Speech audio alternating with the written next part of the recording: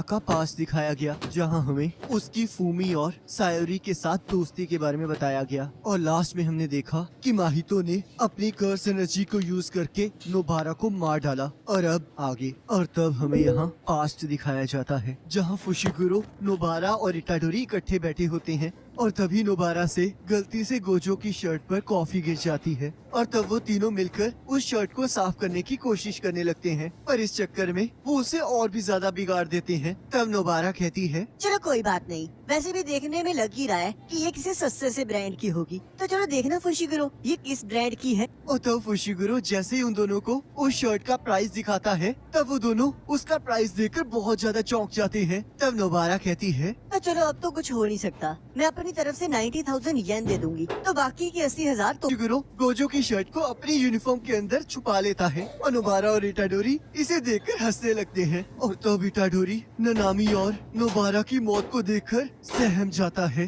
तब माहितो भागते हुए कहता है, मेरी एबिलिटी तो सच में बहुत खतरनाक है, मैं एक असली कर्स हूँ। और इटाडोरी के ऊपर ब्लैक फ्लैश से हमला कर देता है जिससे इटाडोरी दीवार में जा लगता है। तब माहितो कहता है, मैं शर्त लगा सकता हूँ कि तुमने यही सोचा होगा कि तुम फेरी टेल्स की तरह डीमंस को मार सकते हो। तुम यही सोचकर यहाँ आए थे ना? ये कितनी बेकार सोच है। और वो इटाडोरी के मुंह पर लात मारता है और उसे उठा उठा कर पटकने लगता है और कहता है, ये एक लड़ाई है और ये लड़ाई गलतियाँ सुधारने के लिए नहीं है, उनकी अपने आइडियाज को दूसरों पर थोपने के लिए है। और उसे दीवार में पटक कर कहता है, हम दोनों एक ही जैसे हैं इटाडोरी। मैं भी बिना सोचे समझे लोगों को मारता हूँ और तुम बिना सोचे समझे लोगों को बचाते हो। हमारे इंस्टिंक्ट्स ह्यूमन से बिल्कुल अलग है और ये लड़ाई ये देखने के लिए है कि अगले 100 सालों तक कौन जिएगा।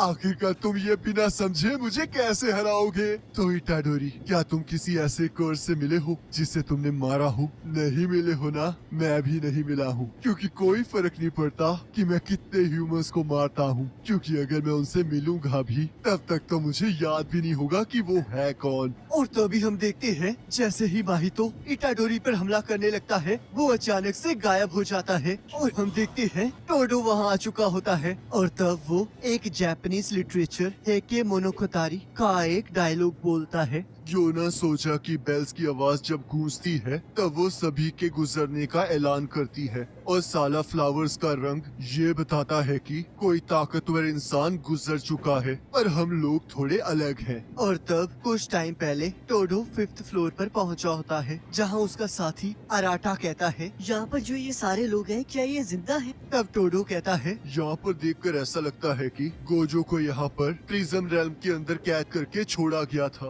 पर लगता है अब वक्त आ गया है जब हमें अपने माइंडसेट्स को चेंज करना चाहिए। हमें गोजो को बचाने की जगह ये सोचना चाहिए कि हम अपने एनिमी को कैसे वीक कर सकते हैं, क्योंकि इसी तरह हम अपने साथियों को बचा पाएंगे। जल्दी चलो, मेरा भाई यहीं कहीं नजदीक होगा। तब अराटा सोचता है, इसका कोई भाई भी है, मुझे तो लगा था ये अकेला है। और तब माहितो टोडो को देखकर हैरान हो जाता है और सोचता है, आखिरकार यहाँ पर अभी क्या हुआ? क्या हम दोनों ने अभी अभी अपनी जगह चेंज की है? और इसके स्कार को देखकर लग रहा है कि ये वही है जिसने हनामी को मुसीबत में डाला था। और तब अराटा कहता है, टोडो, मैंने उस लड़की को फर्स्ट एड दे दिया है, पर वो पहले से ही मर चुकी थी, तो इसलिए मुझे बाद में ब्लेम मत करना। और तब टोडो कहता है, बस करो और अब मेरे भाई की भी मदद करो। और भाई जल्दी से खड़े हो जाओ, हमारी लड़ाई अभी स्टार्ट ही हुई है। और तब इटाडोरी होश में आकर रोने लगता है और कहता है, मैं अब नहीं लड़ सकता क्योंकि ननामी और नोबारा मर चुके हैं और सुकुना ने भी बहुत सारे लोगों को मार डाला है, तो इसलिए मैं और भी लोगों की मदद करना चाहता था,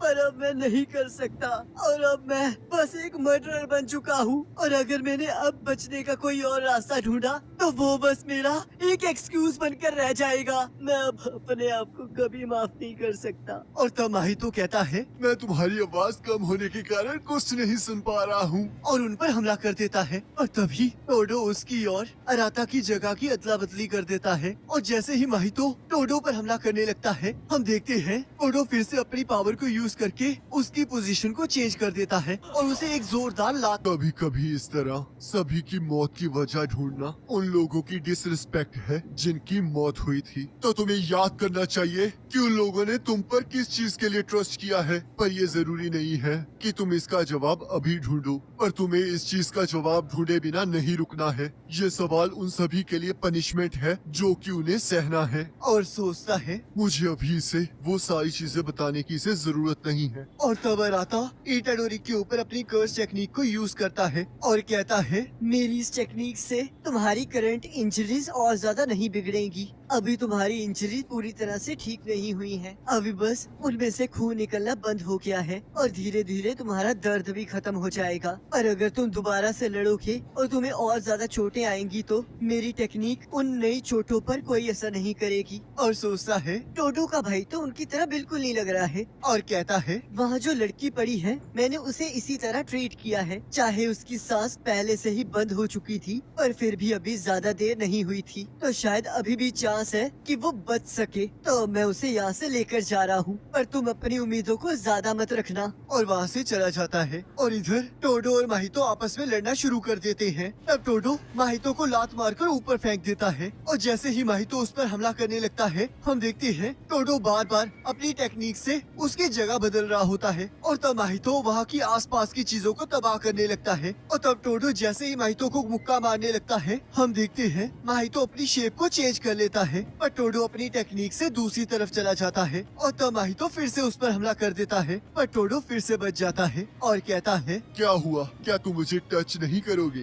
तब माहितो सोचता है, ये लड़ने में बहुत अच्छा है। ये मेरे अटैक्स को डील करने के साथ साथ इटाडोरी के साथ भी अपना डिस्टेंस बना कर रख रहा है। और कहता है, मैं तुम्हारे लिए कुछ और भी लाया हूँ। और तभी हम देखते हैं माहितो का एक ट्रांसफॉर्म्ड ह्यूमन टोडो पर हमला कर देता है। तब माहितो सोचता है, क्या तुम इसे बस डॉज ही करोगे? चलो जल्दी से अब अपनी पोजीशन को चेंज करो। अब मैं तुम्हारी ट्रिक्स को समझ चुका हूँ। अब मैं जरूर तुम्हें हिट करूँगा। मैं कब से उस मूव को दोबारा से यूज करना चाहता हूँ और मैं ये महसूस कर सकता हूँ कि मैं अपने सोल की असलियत के बस एक स्टेप ही पीछे हूँ। और तब हम देखते हैं टोडो इटाडोरी के साथ अपनी जगह को चेंज कर लेता है और इटाडोरी अपनी कर्स एनर्जी को इकट्ठा करते हुए सोचता है, मुझे माफ कर देना ननामी, मैं एक आसान रास्ता चुन रहा था और मैं अपने पापों को एक एक्सक्यूज के तौर पर यहाँ से भागने के लिए यूज करने वाला था। और तभी हम देखते हैं इटाडोरी माहितो पर ब्लैक फ्लैश से हमला कर देता है और सोचता है, ननामी, अब से मैं तुम्हारी जगह सफर करूँगा। तब माहितो दूर जाकर गिरते हुए कहता है, तुम अभी भी जिंदा हो। और तब हम देखते हैं टोडो और इटाडोरी फिर से इकट्ठे खड़े हो जाते हैं और यहाँ मेकामारू मीवा से कह रहा होता है, लड़ाई जल्दी ही खत्म होने वाली है, तो इसलिए शिबुआ जाना बेकार होगा। तुम्हें वापस चले जाना चाहिए मीवा। तब मीवा कहती है, आखिरकार क्यों तुमने सिर्फ टोडो और अराटा की मांग की? तब मेकामारू कहता है, मेरे हिसाब से अगर टोडो शिबुआ जाता है तो उसके जिंदा रहने के 99% चांसेस हैं और यही सेम चांसेस अराटा के हैं और उसकी टेक्निक बहुत ज्यादा काम आ सकती है। तब मीवा कहती है, तो फिर मेरे बारे में क्या मैं यूजलेस हूँ? तब मेकामारू कहता है, ये सब कुछ इस बारे में नहीं है और ये सिर्फ तुम्हारी बात नहीं है। मैं, माई, कामो, निशिमिया और उताहिमे, मैंने इन सभी के लिए 31 को क्योटो जाने का इंतजाम कर दिया था। तब मीवा कहती है, आखिरकार तुमने मुझे इसके बारे में पहले क्यों नहीं बताया? क्या हम दोस्त नहीं है या फिर ये इसलिए है क्योंकि मैं कमजोर हूँ? तब मेकामारू कहता है, ऐसी बात नहीं है, असलियत में कमजोर तो मैं हूँ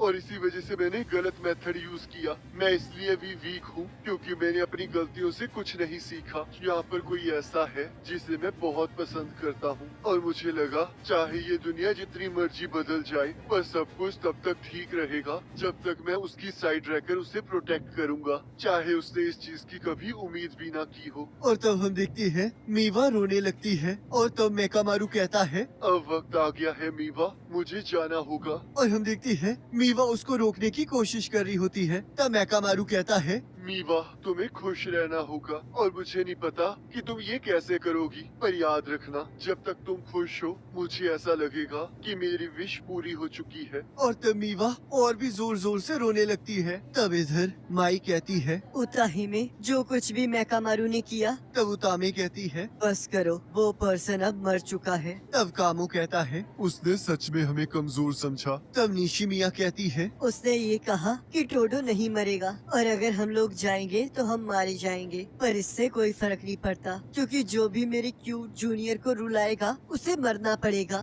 और इधर इटाडोरी और टोडो मिलकर माहितो के साथ लड़ रहे होते हैं और टोडो अपनी स्वैपिंग टेक्निक को यूज करके बार बार माहितो को चकमा दे रहा होता है। और तब हम देखते हैं वो लोग फ्लोर को तोड़कर नीचे चले जाते हैं, जहाँ माहितो फुल स्पीड से भागने लगता है और दो हिस्सों में बंटकर इटाडोरी पर हमला कर देता है। और टोडो फिर से अपनी स्वैप टेक्निक को यूज करके इटाडोरी को बचा लेता है और तब वो दोनों फिर से माहितो के साथ लड़ना शुरू कर देते हैं। और तब माहितो उन पर ट्रांसफॉर्म्ड ह्यूमन से हमला कर देता है, पर हम देखते हैं वो लोग रेलवे लाइन के पास पहुंच जाते हैं। तब माहितो सोचता है इस पर्सन का स्पिरिचुअल रेजिड्यू तो बिल्कुल भी डैमेज नहीं हुआ है, और फिर भी कोई बात नहीं। पर क्या मैं इसे एक बार टच करके मार सकता हूँ? इटाडोरी की सोल के अंदर स्पिरिचुअल रेजिड्यू बस 10% बचा है और मेरी सोल में 40%। मेरा डुप्लीकेट पहले ही हार चुका है और इटाडोरी के अटैक और ब्लैक फ्लैश ने मेरी सोल को बहुत ज्यादा कमजोर कर दिया है, और ये सारी उस लड़की की गलती है। मुझे यकीन ही हो रहा कि उस जैसे कचरे ने मुझे आखिर में